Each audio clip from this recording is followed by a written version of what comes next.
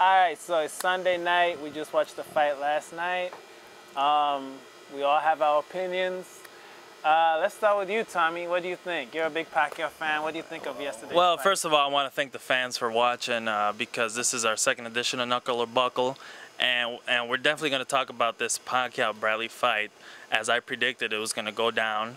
And watching the fight last night, I don't know about what the judges were watching. Again, this is another robbery in my opinion, and that's been the style lately. There's been a bunch of robberies in boxing within the past year, from what I can think of, going back to Pacquiao and stuff like that. But talking about the fight last night, Pacquiao was definitely robbed. I just watched the fight again tonight.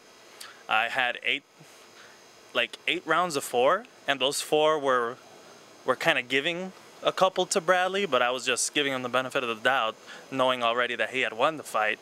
And to me, he lost that fight. I don't know if it was a make good from the judges for scoring a bad decision for Pacquiao with the Marquez fight, but even if that was a make good, I don't agree with the make good, because I would rather have seen the decision go to Marquez than this decision going to Bradley. What do you think, David? Well, I agree that it was a robbery. I mean, Pacquiao clearly won that fight. I scored it 9-3 for Pacquiao.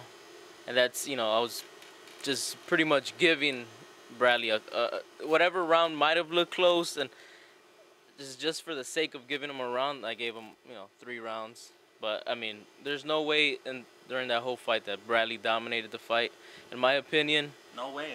If that fight was that close, in my opinion, it always goes to the champ.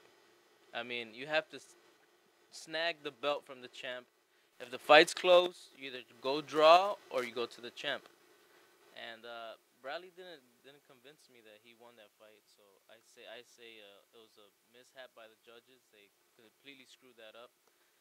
And I mean, I don't want to get to the politics of it, because that just gets me angry, because I feel like Bob Arum I don't know if he bought the judges. I don't know exactly what happened there, but maybe he's trying to not have a Mayweather fight Pacquiao, because he wants to keep the money within the top rank stable or whatever. But what's funny, because speaking of Bob Arum, right after the fight, what is he? What the press? What does he say? He says, I don't agree with this, but I'm gonna make a boatload of money on the rematch. Right.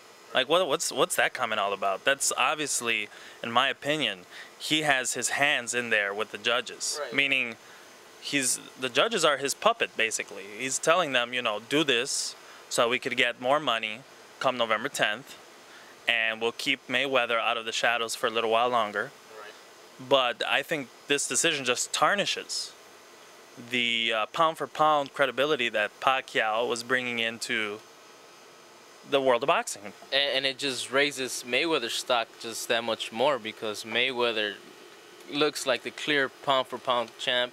Like he's the true pound-for-pound champ, in my opinion, at this point.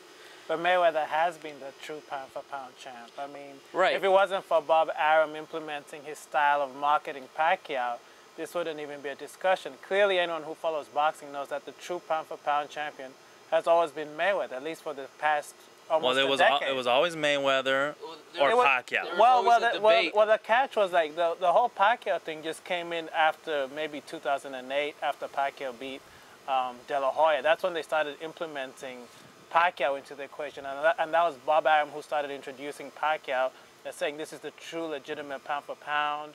And so, on one hand, you can't blame Bob Arum, for the fight yesterday, but Bob Arum is the one who basically created Pacquiao, So you can't have it both ways. You can't attack Bob Arum today, but yeah, he's the one who basically built Pacquiao up. And it looks like he's trying to build Bradley up now. Well, of course, it seems like a bit of a passing of the torch or something like that. Because that's what a promoter does. You build someone who's young, and then when they look vulnerable or when they get older in age, you start looking for a new rising star. Because if you don't, you end up like a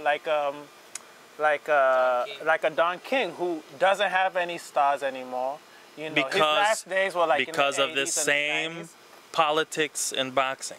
No, he where you're doesn't- he fixing doesn't- fights Same in crooked order ways. the Right. same crooked ways. You fix fights to try to up and because it's all in the mind.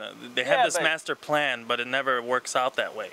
But as a promoter, your job is to keep money in your pockets while promoting your fighters, which Bob think Arum this has was- done better than anyone else. This was a business move on Bob Arum's. Why is it a bad business? I move? mean, when the Pacquiao- rematch is going to make more money than this did. And who's to say that people are not going to boycott this fight because they've Because seen people this have- outrageous Because people score? have yet to boycott a fight. People always say the same thing. We're tired of this, we're going to boycott, but they never do. People always talk about being angry, which is what always happens after a fight, just like we were angry after the Especially after a robbery. You don't necessarily need to boycott it. With things like this happening in the sport, people lose interest, and they don't care to watch the People's next fight. memory is It's short. not necessarily boycotting. It's just, you know what, I lost interest. I usually buy a pay-per-view fight, and I didn't have any interest in this fight at all. But now you're talking about it. I'm talking about it. We're talking about it I'm a because fan of the sport, and I watch the sport. And Yeah, but now because based on what happened yesterday, your chances are you, or if not you, people out there are more likely to buy the fight in November. So it's going to make more money. So I mean, once again, of course, you know, it's Pacquiao because he's carrying the name, and he's gonna bring in the crowd regardless because it's Pacquiao. You know, he's been whooping all these people. You know, he had 15 consecutive wins or so, something like that. So he's carrying the name. And as long as it's Pacquiao or Mayweather, it's gonna sell. So well, you know, these types of decisions, these types of hand in the jar type of decisions, just tarnishes boxing to an extreme, to where boxing is not a competition of the winner, the best man wins. It's now a competition of whoever is more marketable is gonna win, regardless of the outcome of the actual fight. You know, I'll just say this: I didn't have the fight as much as a robbery as some people did. All right, let's talk about our scorecards really I quick. had Bradley winning the first round, the second what round. what was your total rounds? I actually had each? Bradley ahead by 1 round. My final score, because I had Bradley winning the first, the second. So what would that be? fifth- 7-5. Right. Almost 7-5. almost close to what do you feel that Bradley did to deserve the win? I think this is what I think happened. The first and second round I gave to Bradley. Okay. Based off what? Clearly, based upon he started the round being more aggressive, based upon he was landing shots. But see, the middle rounds is where things get a little bit tricky, and I think the only reason why Pacquiao wasn't, why I didn't give some rounds to Pacquiao is because he was doing this thing. It's a 3-minute round. If you take the first 2 minutes off and then come strong the third minute, that leaves it up to the judges to say, well, you know, you weren't available in the first 2 minutes. Well, the I last mean, minute it you worked come for on. Ray Leonard. Yeah, but that was in the 80s. It's a different crowd now, you know. I mean, that style of Sugar Ray Leonard, you know, if you want to, that's once again, you're risking things. You know, that's going back to the De La Hoya style of like, you know, I'm going to run around for the last 3 rounds. But the thing was, Pacquiao was never running around. He was always going forward. He was always trying to land. He took the first, Obviously, Bradley, in his defensive scheme, was backing up, trying to avoid some of those punches. But it was never to a point where Bradley was dominating this guy. yeah, but And when you most take, of those when you take the rounds that first you 2 gave minutes to off, Bradley when you take the could have first, gone either way. Yeah, but when you and take usually, when a round is close, doesn't a champion, a reigning champion, get the benefit of the doubt? Usually in a boxing match. Usually, but why risk that if it's a championship fight? If you're a champion, why would you risk saying I'm going to relax the first 2 minutes and come on strong? But the if last he was minute? relaxed the first 2 minutes, what was Bradley doing during those 2 minutes? Because Well, that's it's not that's like he was where- doing that's where anything himself. But just even the image of looking busier in the minds of the judges can sway it. You know, I'm just saying, times like that, you don't leave anything up to, you know, the judges. And you know, I can definitely see how people feel that this was a Pacquiao robbery, because when I watched it, and I'll be honest, the first time I watched it was through streaming. And when you stream, it's a little bit choppy, so you don't get the full look. And then we had the HBO cast, which, you know, once again, regardless of how I feel about the fight, HBO is completely biased towards Pacquiao. Jim Lampley is in love with Pacquiao. Like, he is in love with Pacquiao. I've never seen anything like it. But that's just my Because opinion. Pacquiao brings it on. Well, you're in love Pacquiao with is Pacquiao too, though. well, so but it's but like- Pacquiao is who he is. I'm not a an Pacquiao- action fighter. I'm not a Pacquiao He's not a fan, Pac. and I feel like the guy got robbed. You know. No, I mean in terms of, this is why I say he's in love. I mean when Bradley did score some rounds, did score punches, there was silence from the HBO crew. Whereas when Pacquiao even looked like he scored something, even if it glanced off, it was like, wow, did you see that? Boom, pow. Pacquiao's still great. Look at his legs Okay, moving, well you know? that was the commentary, but how Yeah. do you now explain the CompuBox numbers, which are factual numbers, to where they had Pacquiao landing, what was it, double, triple? I can't remember the numbers, but he was overwhelming, maybe a plus 82 on power shots. If we all agree there were some close rounds, why couldn't it be that if we all agree there's close rounds, why can't you see the side that the judges saw close rounds and tipped it in Bradley's favor? I'm gonna go because there was a lot of close rounds, but in those close rounds, Pacquiao landed the harder, cleaner punches. Cleaner. Because rock this right, guy. and but there's no point in the fight where Bradley hurt Pacquiao at all. I don't think the only thing that he was landing clean was his jab, and that was even pity patted. right. I mean, That was, you can't win a fight just. I mean, Winky Wright was doing it, but I mean, I mean, at the end of the day, obviously, you know, it's a win for Bradley. So now it goes down as a win for Bradley. It's gonna be a rematch. People are gonna buy the rematch. I won't, because I didn't buy this last one. I'm done buying anything top rank. I said that after the Marquez fight. I'm pretty much done, but people will buy it. Pacquiao will make more money, so anyone who's upset for Pacquiao, don't be. He's gonna get more than the $26 million for the next fight. So this thing of feeling sorry for people who are making $26 million plus is ridiculous in my book. well, you know, sometimes it's not about the money too. It's about the glory that comes with the prestige. Well, so am I supposed to feel? And this just tarnishes. I mean, like I said earlier, I would have rather seen Pacquiao lose to a decision to Marquez, because, in my opinion, Marquez won that one. This was a total, in my opinion, almost a total shutout by Pacquiao, and the judges. You know, my opinion is that there should be an added scoring system other than 3 judges. They should rearrange the scoring system to where Associated Press has a say in the outcome, and the viewer has an outcome, kind of like American Idol. There should be a tabulation to where people get to vote, and that is taken into consideration. Because just late. Because a lot of people are biased. There's a lot of fair-weather fans that they don't know what they're scoring. They're just going with the popular guy. Yeah, but that would be like, for example, one of the 5 judges, because then it would be 5. It'd be the 3 regular ones, your Associated Press ringside, the 4th, and then the fans. Why is that a bad thing? Where the fans can see a fight and decide who wins or not? Part of the problem with Is that out of whack?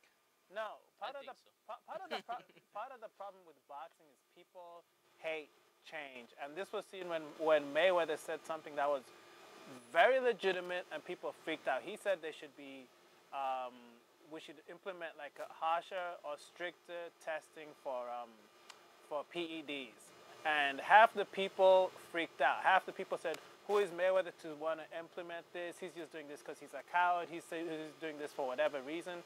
And the fact is, as has been shown, multiple people have been caught with PEDs or using some kind of enhancement. Well, just recently, yeah, just we have recently. a I mean, Berto. we had two great And, fights I was waiting for, and Peterson. What was the other one? Oh, Peterson. That's right. So those are 2 fights that we were all anxious, but you know, this is about change in boxing. People get freaked out by change. So I agree with you. Like, maybe we should implement one more system with the judging. But you know, you can't. If you say that today, you know, then don't be freaked out if someone wants to mention something else that they think will improve the sport. Well, So maybe if you say that, then also where be willing to they implement- announced the scoring every 4 rounds, that probably would have worked through this fight. Oh, to announce the official scoring so the boxers could hear. Or so that the fans could hear, you mean? I That think- would I make thi- sense, I thi- too. I think that's a bad idea because with fights, sometimes what you look forward to is the end decision. Sometimes when it's a close fight, we stick around to see the end decision. Even yesterday when you thought it was going to go one way, it went the other way. So why would we take away that last minute fact of saying The drama? so yeah, here the scorecards being read and the new. Well, why would we take that away? That's something that's always been in boxing. That's something we need. I'm looking at things that would actually improve the sport. I think drug testing would improve the sport. I think fighters would be healthier. I think there'd be less damage. We don't want to see any more fighters talking with slurred speech or having issues. So I think we should implement things that help the fighter and then help us as avid boxing fans. Yeah, I agree with the drug testing. That I think that helps a lot. So I mean, at this point, let me just ask you this: are you a Bob Arum fan? Bob Arum is the vanilla Don King. Okay, so are you a Bob Arum fan? I'm not. Okay, so let me ask you guys this, and just be honest. If you guys were up and coming boxers and you had a chance to sign with a promoter, and Bob Arum came to you and said, "I want to sign you," would you sign with him? If he was the only one. No. asking? You have your options of promoters, and Bob Arum comes and says, "I want to sign you." Would you sign with him? It depends on how much money is offered. See, and that almost answers my question, is because as much as we say Bob Arum is not this and he's this and blah, blah, blah, at the end of the day, given the opportunity to sign under Bob Arum, 99% of fighters will jump at that chance just because they know what he can do for them as far as financially and creating a name for yourself. So at the end of they should just go to the WWE and sign with Vince Well, McMahon. Vince McMahon for that You matter. make more money if you're a marquee boxer than you do as a wrestler. And I'm not trying to defend Bob Arum, even though it's sounding like I am. I'm just saying at the end of the day, I think we're being a little hypocritical when on one hand we're saying Bob Arum is this, this, and this, but if we're all honest and if we had the chance to sign under him, we'd probably all do it just because he would be able to change our lives financially in a way that other promoters probably cannot. Bob Arum has been around since the 60s. I mean, this is a guy who knows the business. I think at the end of the day, your skills is what gets you paid. That's actually not true. I feel. I mean, if you have the skills that pay the bills, then actually you'll be all right with any promoter. That's not true. There's been a lot of marquee fighters who have been unable to land marquee fights because they didn't have the right promotional team. That's just a fact. It's just like musicians. There's a lot of musicians out there who are amazing. You'll never ever hear them. You'll never see a video of them or see a CD of them. Well, that's all based on opinion and taste. I mean, it doesn't matter if you're how knocking good people you are. out, there's no way you're not gonna make any money. Yeah, you can, because people can avoid you. If you don't have the right promotional team, you can be avoided. Well, similar. Well, he's got a point to where he's kind of bringing up a Sergio Martinez situation where his promoter is DiBella. Lou DiBella. But I guess people are afraid to fight him, or promoters are afraid to put their. If he was under Arum would had made what fight? If Sergio Martinez was under Bob Arum, Sergio Martinez would be huge right now. He would probably put together Martinez Pacquiao, which is a mismatch. That's just absurd. Financially, Sergio Martinez would be a lot richer if he was under Bob Arum. There's a lot of fighters, even for example, Roy Jones. Roy Jones, who was a pound-for-pound tough fighter for years, Roy Jones never actually saw a big payday based on who his promotional team was. I mean, you guys have to understand, just because you're the pound-for-pound best or just because you're skilled, there's the business side of boxing. And you just can't be a boxer without a good business team. And I think Mayweather has always said this. It's like, I have a team behind me, and my team is what took me to the top. You just can't be a great boxer and that's it. It's the business side of boxing. So I'm just telling people, just be conscious that there's a business side, and if your business team isn't right, it doesn't matter how good you are, it all ends right there. Well, this was definitely a crooked side because people were being paid under the table to fix this fight. And obviously what they saw is not what everyone else saw. And we all have it. Well, We have it for Pacquiao. He did see it. I have it slightly for Bradley, but you know, at the end of the day, if people say they feel Pacquiao won, I have no problem with that. You know, I'm not one of those people who's going to say you're wrong for feeling the way you did. You know, I don't take it personal. I just say, in my opinion, I had Bradley winning by about 1 round. So this is either going to create a situation where Pacquiao is going to come back in the rematch and knock this guy out, or this is going to be a passing of the torch, and then Timothy Bradley somehow dominates Pacquiao in the rematch to silence all of the critics like us. Those will be your 2 scenarios. Yeah, it's interesting because, you know, it's hard to predict what's going to happen in November. Pacquiao, you know, the thing about boxers is, you know, Pacquiao's 33. Will he be 34 at that time? I'm not sure, but, you know, when you're 28 or when you're in your 20s, you kind of have a little luxury of time to improve on skills, where I don't know if Pacquiao has that luxury. All right. Well, we have a lot more stuff to talk about. We have Mayweather going to jail, and he's serving his 3-month sentence. We have the PEDs in the sport, with 2 people getting suspended, and plenty of more to come. So please stay tuned for part 2.